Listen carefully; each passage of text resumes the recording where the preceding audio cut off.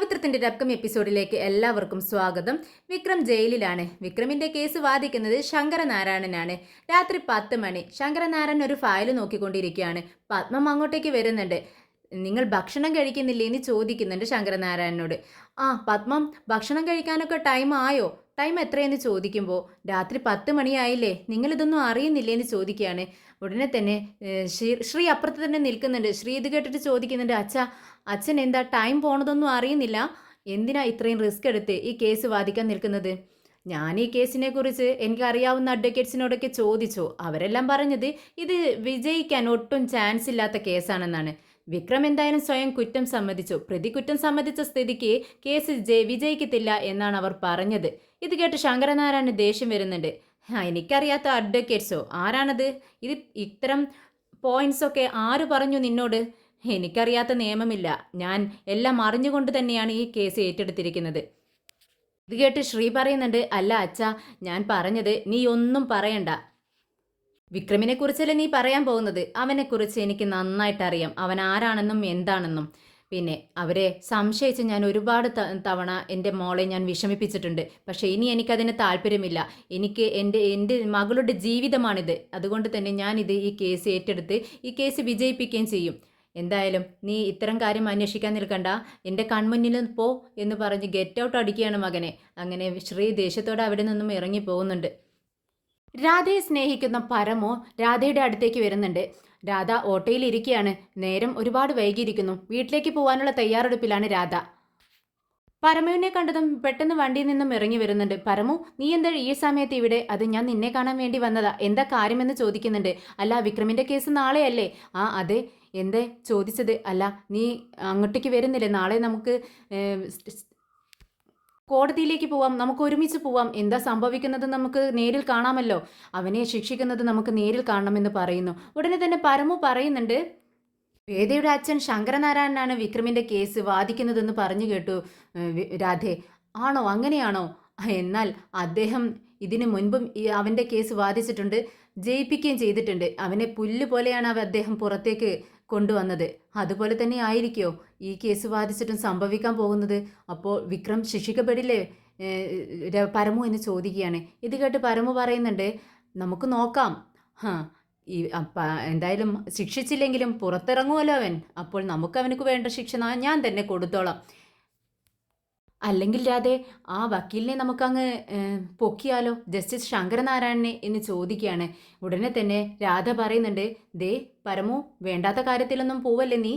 അദ്ദേഹത്തെ പൊക്കിയാലുണ്ടല്ലോ, അദ്ദേഹം വലിയ ഒരു അഡ്വക്കേറ്റാണ്, ജസ്റ്റിസാണ്. നീ അത്തരം കാര്യങ്ങളൊന്നും ചെയ്യരുത്. നമുക്ക് നോക്കാം, നാളെ എന്താ സംഭവിക്കുന്നതെന്ന് നോക്കാം. എന്തായാലും നീ ഇപ്പോൾ പോ, എനിക്ക് പെട്ടെന്ന് വീട്ടിലെത്തണം, ഒരുപാട് നേരം വൈകി എന്ന് പറഞ്ഞുകൊണ്ട് പെട്ടെന്ന് രാധ വീട്ടിലേക്ക് പോകുന്നുണ്ട്.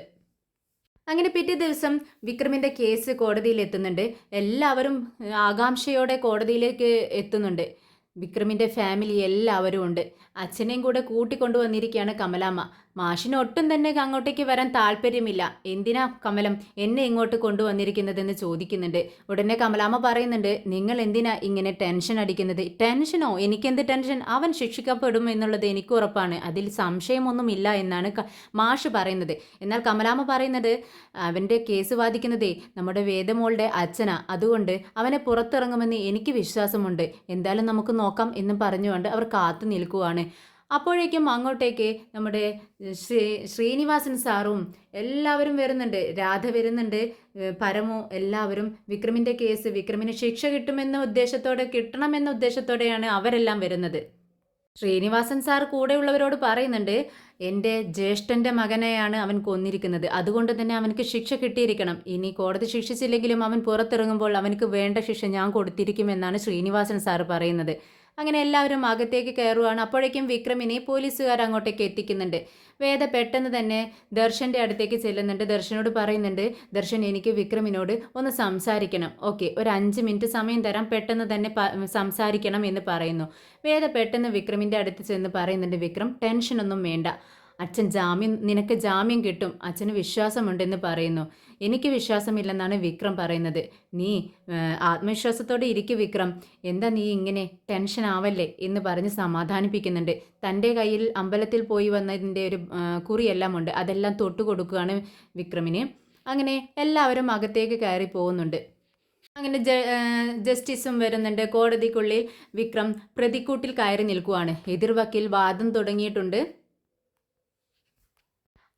എതിർവക്കീൽ ചോദിക്കുന്നുണ്ട് വിക്രമിനോട്, അന്നേ ദിവസം എന്താണ് വൈകിട്ട് അവിടെ സംഭവിച്ചത്, കൊല നടന്ന സ്ഥലത്ത് എന്താണ് സംഭവിച്ചതെന്ന് ചോദിക്കുകയാണ്. വിക്രം ഉണ്ടായ കാര്യങ്ങളെല്ലാം പറയുന്നുണ്ട്. തന്നെ വിളിച്ചതും താൻ അങ്ങോട്ടേക്ക് ചെന്നതും അവിടെ അടിപിടി ഉണ്ടായതും അബദ്ധത്തിൽ തൻ്റെ കയ്യിലുണ്ടായിരുന്ന വടി കൊണ്ട് അവൻ്റെ തലയ്ക്കടിച്ചതും അവൻ ബോധം കെട്ട് വീണു. ഞാൻ അവൻ മരിച്ചെന്ന് കരുതി അവൻ അവിടെ നിന്നും ഓടി രക്ഷപ്പെട്ടു. പിറ്റേന്ന് എൻ്റെ വിവാഹമായിരുന്നു, അതുകൊണ്ട് എന്ത് ചെയ്യണമെന്ന് എനിക്ക് അറിയാൻ പാടില്ലായിരുന്നു. അതുകൊണ്ടാണ് ഞാൻ പെട്ടെന്ന് അവിടെ നിന്നും രക്ഷപ്പെട്ടതെന്ന് അവൻ പറയുന്നുണ്ട്. അവിടെ സംഭവിച്ച എല്ലാ കാര്യങ്ങളും വിക്രം സത്യസന്ധമായി തുറന്നു പറയുന്നുണ്ട്. അങ്ങനെ വക്കീൽ പറയുന്നുണ്ട്, പ്രതി തന്നെ കുറ്റം സമ്മതിച്ചു, അതുകൊണ്ട് വേണ്ട ശിക്ഷ അദ്ദേഹത്തിന് കൊടുക്കണമെന്ന് അദ്ദേഹം പറയുവാണ്. എങ്ങനെ ശങ്കരനാരായണൻ ദർശനെ പ്രതിക്കൂട്ടിൽ കയറ്റുന്നുണ്ട്. ദർശനോട് കുറച്ച് ചോദ്യങ്ങൾ ചോദിക്കാനാണെന്ന് പറയുന്നുണ്ട്. അങ്ങനെ മരണപ്പെട്ട ഭവാനി എങ്ങനെയാണ് മരിച്ചത്, എന്ത് കാരണത്താലാണ് മരിച്ചതെന്ന് ചോദിക്കുകയാണ്. പോസ്റ്റ്മോർട്ടം റിപ്പോർട്ട് ചോദിക്കുന്നുണ്ട് നമ്മുടെ ശങ്കരനാരായണൻ. ഉടനെ ദർശൻ പറയുന്നുണ്ട്, റിപ്പോർട്ട് വന്നിട്ടുണ്ട് സർ, അതിൽ എന്താണ് വിശദാംശങ്ങൾ എന്ന് ചോദിക്കുമ്പോൾ നമ്മുടെ ദർശൻ ഒന്നും മടിക്കുന്നുണ്ട് പറയാൻ. വീണ്ടും ശങ്കരനാരായണൻ ചോദിക്കുകയാണ്, എന്താ നീ മിണ്ടാതിരിക്കുന്നത്, പോസ്റ്റ്മോർട്ടം റിപ്പോർട്ട് എന്നാണ് കിട്ടിയതെന്ന് ചോദിക്കുന്നത്. 2-3 ദിവസമായി സാർ എന്ന് പറയുകയാണ്.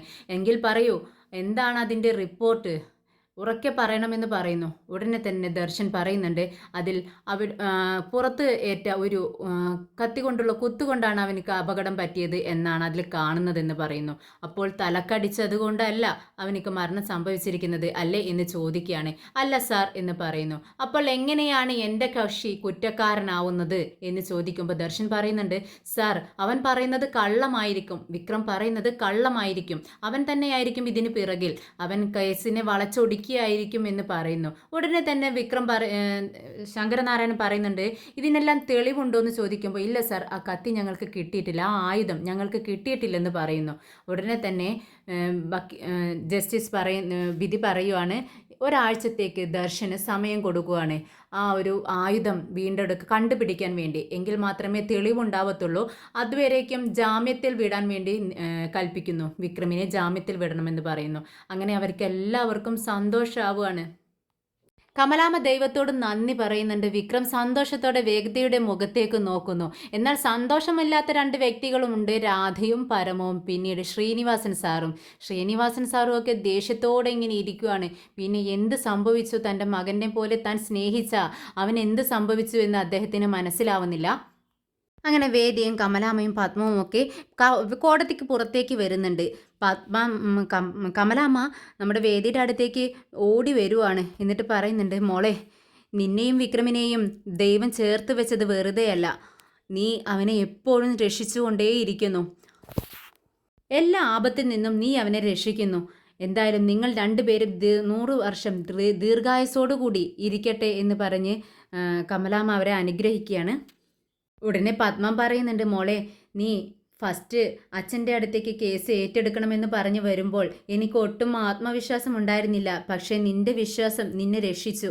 നീ എത്ര വലിയ കാര്യമാണ് ചെയ്തിരിക്കുന്നത് അറിയാവോ നിനക്ക്, നിന്റെ ജീവിതമാണ് നീ തന്നെ രക്ഷിച്ചിരിക്കുന്നത് എന്ന് പറയുന്നുണ്ട് പത്മം. തൊട്ടടുത്ത് തന്നെ വിഷം നിൽക്കുന്നുണ്ട്. വേദയോട് പറയുന്നുണ്ട്, വേദേ, നിന്റെ അച്ഛനുണ്ടല്ലോ, അച്ഛൻ്റെ വാദം കേട്ടിട്ട് എനിക്ക് അത്ഭുതമായി, കേട്ടിട്ട് രോമാഞ്ചമായിരിക്കുന്നു. എന്താണെന്നറിയാവോ, ഈ സിനിമയിലൊക്കെ കണ്ടിട്ടില്ലേ, അങ്ങനെ മാത്രമേ ഞാൻ ഇങ്ങനെയൊക്കെ കണ്ടിട്ടുള്ളൂ, നേരിട്ടത് ആദ്യമായാണ്. എന്തായാലും സൂപ്പറായിട്ടുണ്ട് എന്ന് പറയുകയാണ്. അപ്പോഴേക്കും ശങ്കരനാരായണൻ അങ്ങോട്ടേക്ക് വരുന്നുണ്ട്. ശങ്കരനാരായണൻ വേദയോട് പറയുന്നു, വേദ കണ്ണുകൾ നിറഞ്ഞ് അച്ഛനെ ഇങ്ങനെ നോക്കുകയാണ്. എന്തിനാ മോളെ നീ ഇങ്ങനെ വിഷമിക്കുന്നത് എന്ന് ചോദിക്കുന്നുണ്ട്. അപ്പോഴേക്കും കമലാമ്മ പറയുന്നുണ്ട്, അത് സാർ, എൻ്റെ മകനെ 2ാമത്തെ പ്രാവശ്യമാണ് നിങ്ങൾ രക്ഷിക്കുന്നത്, ഞങ്ങൾക്ക് ഒരുപാട് നന്ദിയുണ്ട് എന്ന് കൈകൂപ്പിക്കൊണ്ട് പറയുന്നു. ഉടനെ ശങ്കരനാരായണൻ പറയുന്നുണ്ട്, നിങ്ങൾ നന്ദിയൊന്നും പറയേണ്ട ആവശ്യമില്ല, ഞാൻ എൻ്റെ ജോലിയാണ് ചെയ്തത്, എൻ്റെ മരുമകന് വേണ്ടിയോ എൻ്റെ മകൾക്ക് വേണ്ടിയോ ഒന്നുമല്ല, അങ്ങനെ ആയതുകൊണ്ടല്ല ഞാൻ ഇങ്ങനെ ചെയ്തത്. അവനെന്ന വ്യക്തി ഒരു തെറ്റുമെന്ന് ചെയ്തിട്ടില്ല എന്ന് എനിക്ക് ഉറപ്പുണ്ടായിരുന്നു അവനോട് സംസാരിച്ചതിന് ശേഷം, അതുകൊണ്ടാണ് ഞാൻ അവരെ രക്ഷിച്ചത്. ഇനി സന്തോഷമായിട്ടിരിക്കുക, അടുത്ത ഹിയറിങ്ങിന് അവനെ നമ്മൾക്ക് പുറത്തു കൊണ്ടുവരാൻ കഴിയും എന്നൊരു പ്രതീക്ഷ എനിക്കുണ്ട്, നിങ്ങൾ ഒന്നുകൊണ്ടും വിഷമിക്കണ്ട എന്ന് പറഞ്ഞ് വാക്ക് കൊടുക്കുകയാണ് ശങ്കരനാരായണൻ. അങ്ങനെ എല്ലാവരും സന്തോഷത്തോടെ നിൽക്കുകയാണ്.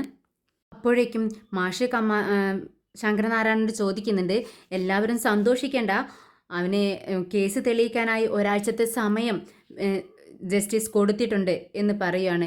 ഏയ് അതൊന്നും പ്രശ്നമുള്ള കാര്യമല്ല, ഈ കേസ് വിജയിക്കുമെന്ന് എനിക്ക് ഉറപ്പുമുണ്ടെന്ന് ശങ്കരനാരായണൻ പറയുന്നുണ്ട്. അപ്പോഴേക്കും വിക്രം അങ്ങോട്ടേക്ക് വരുന്നുണ്ട്. വിക്രം പറയുന്നുണ്ട്, വേദ സന്തോഷത്തോടെ ഓടി വരികയാണ് വിക്രം എന്ന് വിളിച്ചുകൊണ്ട്. വേദയോട് പറയുകയാണ് വിക്രം, വേദേ ഇങ്ങനൊരു ടെസ്റ്റ് ഞാൻ ഒട്ടും പ്രതീക്ഷിച്ചില്ല. ഇത് കേട്ട് വേദ പറയുന്നുണ്ട്, വിക്രം ഞാൻ നിന്നോട് പറഞ്ഞതല്ലേ നീ തെറ്റൊന്നും ചെയ്തിട്ടില്ല എന്ന്. കണ്ടില്ലേ ഇപ്പോൾ തെറ്റ് ചെയ്തത് വേറെ ആരോ ആണ്. നീ തെറ്റായി വിശ്വസിച്ചു വെച്ചു, നീയാണ് അവനെ ആക്രമിച്ചത്, അതുകൊണ്ടാണ് അവൻ അങ്ങനെ സംഭവിച്ചതെന്ന്. അവന് നിന്റെ കൈകൊണ്ടല്ല അങ്ങനെ പറ്റിയതെന്ന് ഇപ്പം നിനക്ക് മനസ്സിലായില്ലേ എന്ന് ചോദിക്കുകയാണ്. ഉടനെ വിക്രം പറയുന്നുണ്ട്, ശരിയാണ്, പക്ഷേ എൻ്റെ വിശ്വാസമെല്ലാം തെറ്റിയിരിക്കുന്നു. ഞാൻ വിചാരിച്ചു ഞാനാണ് അവനെ അങ്ങനെ ആക്രമിച്ചത് കൊണ്ടാണ് അവൻ അങ്ങനെ ഇതായി പോയതെന്ന്. ഇത് കേട്ടിട്ട് ശങ്കരനാരായണൻ വിക്രമിനെ നോക്കുന്നുണ്ട്. വിക്രം ശങ്കരനാരായണനോട് പറയുന്നുണ്ട്, താങ്ക്സ് അങ്കിൾ. ഇത് കേട്ട് ശങ്കരനാരായണൻ പറയുന്നുണ്ട്, നീ എന്തിനാ താങ്ക്സ് പറയുന്നത്? ഞാൻ എൻ്റെ കടമയല്ലേ ചെയ്തത്. എൻ്റെ ശ്രീക്കാണ് ഇങ്ങനെ സംഭവിച്ചതെങ്കിൽ ഞാൻ ഇങ്ങനെ തന്നെ ചെയ്യുമായിരുന്നുള്ളൂ. എൻ്റെ ജോലിയാണ് ചെയ്തത് ഞാൻ. നീ അങ്ങനെ താങ്ക്സ് ഒന്നും പറയേണ്ട ആവശ്യമില്ലെന്ന് പറയുന്നുണ്ട്. ഉടനെ തന്നെ വിക്രം പറയുന്നുണ്ട്, ഇല്ല, തോറ്റുപോകുമെന്ന് വിചാരിച്ചൊരു കേസായിരുന്നു ഇത്. സാർ വാദിച്ചത് കൊണ്ടാണ് ഇത് വിജയിച്ചത്, എനിക്കറിയാം. അതുകൊണ്ടാണ് ഞാൻ നന്ദി പറഞ്ഞാൽ തീരത്തില്ല, അത് തെറ്റായി പോവും. അതാണ് ഞാൻ ഇങ്ങനെ നിൽക്കുന്നതെന്ന് പറയുന്നുണ്ട്. ഉടനെ തന്നെ നമ്മുടെ മാഷ് പറയുന്നുണ്ട്, കമലം ഇനി നമുക്ക് പോവാലോ അല്ലേ എന്ന് ചോദിക്കുകയാണ്. അങ്ങനെ കമലാമ്മയും മാഷും ഒക്കെ വീട്ടിലേക്ക് പോവുകയാണ്. പത്മവും വേദയും വിക്രമും അവിടെ നിൽക്കുന്നുണ്ട്. അപ്പോഴേക്കും അങ്ങോട്ടേക്ക് ദർശൻ വരുന്നുണ്ട്. ശങ്കരനാരായൺ ദർശനോട് ചോദിക്കുന്നുണ്ട്, എന്താ ദർശൻ, നീ അപ്സെറ്റ് ആണോ? ഇല്ല സാർ, ഇല്ല അങ്കിൾ, ഞാൻ ആകെ ഇറിറ്റേറ്റ് ആണെന്ന് പറയുന്നുണ്ട്. അതെന്തു പറ്റി? അല്ല അങ്കിൾ, കേസ് വാദിച്ചു തുടങ്ങിയപ്പോൾ സാറിൻ്റെ ജൂനിയർ ആയിരുന്നല്ലോ ഞാൻ പണ്ട്. അങ്ങനെ ഒരു സിറ്റുവേഷനിൽ ഞാൻ അത് ആസ്വദിച്ചു തുടങ്ങി. പിന്നീട് ഞാൻ ആകെ അത്ഭുതപ്പെട്ടു പോയി എന്ന് പറയുകയാണ്. ഇത് കേട്ട് ശങ്കരനാരായണൻ പറയുന്നുണ്ട്, ദർശൻ ഞാൻ നിന്നോട് പറഞ്ഞിട്ടില്ലേ, ഒരു കേസ് കിട്ടിയാൽ അതിന് മുന്നേ തന്നെ ഡിസൈഡ് ചെയ്തിട്ട് തീരുമാനിച്ചിട്ട് ആ കേസിനെ അപ്രോച്ച് ചെയ്തിട്ട് നിന്നോട് ഞാൻ പറഞ്ഞിട്ടുണ്ട്. പക്ഷെ നീ അതാണ് വിക്രമിൻ്റെ കാര്യത്തിൽ ചെയ്തത്. അവൻ തെറ്റ് ചെയ്തു എന്ന് നീ അങ്ങ് തീരുമാനിച്ചു. എന്നിട്ട് ഈ കേസിനെ അതിൻ്റെ വഴിക്ക് അങ്ങ് വിട്ടു. പക്ഷെ അങ്ങനെ ആയിരുന്നില്ല ചെയ്യേണ്ടത്. നീ ഇത് നന്നായി പഠിച്ച് ഇതിലെന്താണ് സംഭവിച്ചതെന്ന് നീ കണ്ടെത്തണമായിരുന്നു. അതുകൊണ്ട് നിനക്ക് തോൽവി സംഭവിച്ചു എന്ന് പറയുകയാണ് ശങ്കരനാരായണൻ. ഇല്ല അങ്കിൾ, ഞാൻ തോറ്റിട്ടില്ല, ഞാൻ തോൽക്കുകയില്ല. എനിക്ക് ഇപ്പോഴും വിശ്വാസമുണ്ട് വിക്രമാണ് ഈ തെറ്റ് ചെയ്തിട്ടുള്ളതെന്ന്. ഞാനതെന്തായാലും തെളിയിക്കും. ഒരാഴ്ചത്തെ ടൈം തന്നിട്ടുണ്ടല്ലോ. എൻ്റെ കരിയറിലെ ഏറ്റവും വലിയൊരു കേസ് തന്നെയായിരിക്കും, എൻ്റെ ഒരു തുടക്കമായിരിക്കും ഇത്. എന്തായാലും ഞാൻ പിന്നോട്ടില്ല, മുന്നോട്ട് തന്നെയാണെന്ന് പറയുന്നുണ്ട് ദർശൻ. ഉടനെ തന്നെ ശങ്കരനാരായണൻ പറയുന്നുണ്ട്, നീ തെറ്റായ വഴിയിലൂടെയാണ് നടക്കുന്നത് ദർശൻ. ഇല്ല സാർ, ശരിയായ വഴിയിലൂടെ തന്നെയാണ് ഇനി പോയിക്കൊണ്ടിരിക്കുന്നത് എന്ന് വിക്രമിനെ നോക്കിക്കൊണ്ട് പറയുന്നുണ്ട് ദർശൻ. ഓൾ ദ ബെസ്റ്റ് എന്ന് പറയുകയാണ് ശങ്കരനാരായണൻ. താങ്ക് യു സാർ എന്നും പറഞ്ഞുകൊണ്ട് ദർശൻ അവിടെ നിന്നും പോകുന്നുണ്ട്.